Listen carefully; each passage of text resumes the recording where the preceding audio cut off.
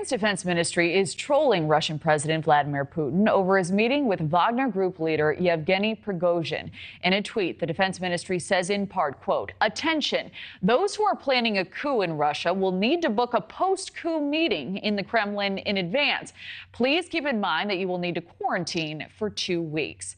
The Kremlin announced Monday that the meeting happened 5 days after the failed mutiny and that Prigozhin pledged loyalty to the government. We'd like to welcome now Andrij Dobriansky, Director of Communications and Media for the Ukrainian Congress Committee of America. So, Andrij, what do you make of Prigozhin's meeting with Putin? Was this just a display of Putin's power? This is just the latest version of what we're hearing from Russia in terms of what happened.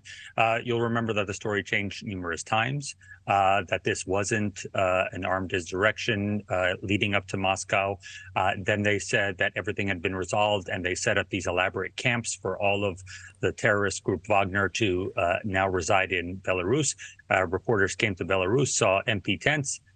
So this is just another part of it. I don't know if this is the end of the saga. Frankly, we'll probably hear something very elaborately staged in the coming weeks as well, showing that Putin is more beloved than Prigozhin. This is, par for the course, and we will find out the truth at some point. So Russian diplomats are warning of catastrophic consequences for Europe if the Ukraine war escalates. What do you think those consequences would look like?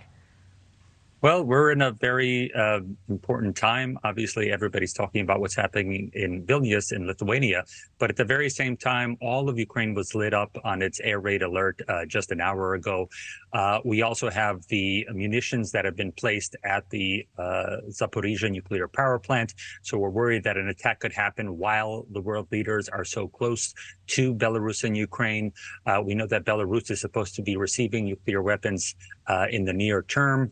And frankly, if you're in Vilnius, and we do have a team from the Ukrainian World Congress there, it is practically a fortress.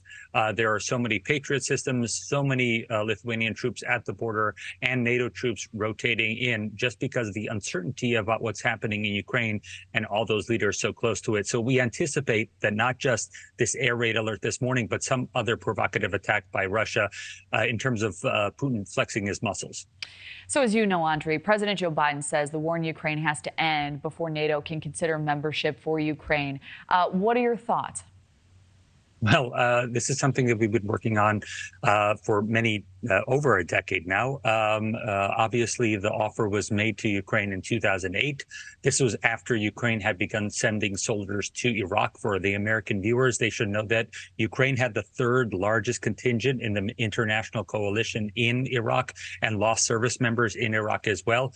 So it's not as if Ukraine hasn't been working with NATO for a very long time and the United States as partners. We are finally course correcting. For many years, we've had two administrations, both the Obama and the Trump administration, that first refused to visit Ukraine personally, both those presidents.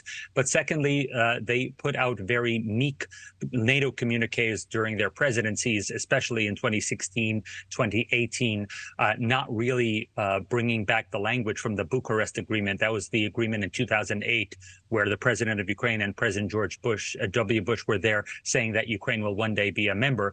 We have returned back to the days where now NATO is talking about Ukraine being a member. That happened in Madrid in 2021. And we anticipate, as President Zelensky does, as he is currently on his way to Lithuania, we anticipate that the NATO leaders will say concretely that Ukraine will be a member at such and such a time. Okay, well, that's hopeful news. So Turkey has agreed to stop its opposition to Sweden's bid to join NATO. Do you see that as a hopeful sign for Ukraine overall? I think the different discussions over NATO have been very positive overall for the alliance. We had the disagreements about Finland. We had disagreements about Sweden. All of those had been worked out within a year and a half of them asking for NATO membership. We'd like something similar in terms of speed with Ukraine, but we know that the important announcement that will happen at Vilnius is not just saying that Ukraine will join, but all of these member countries are going to announce some kind of aid to Ukraine. You already heard that from the French government this morning, the same kind of Storm Shadow missiles that UK sent to Ukraine. The French government will send their Scalp version of those missiles They are very lethal bunker busters over to Ukraine. So we anticipate not just hearing about the good news, which is that, yes, Turkey and the rest of the NATO alliance agreed to Sweden joining, but we'll also hear news about how concretely, not just about Ukraine joining, but concretely what steps the NATO alliance will do in the coming year to help Ukraine. And that's a lot to do with munitions.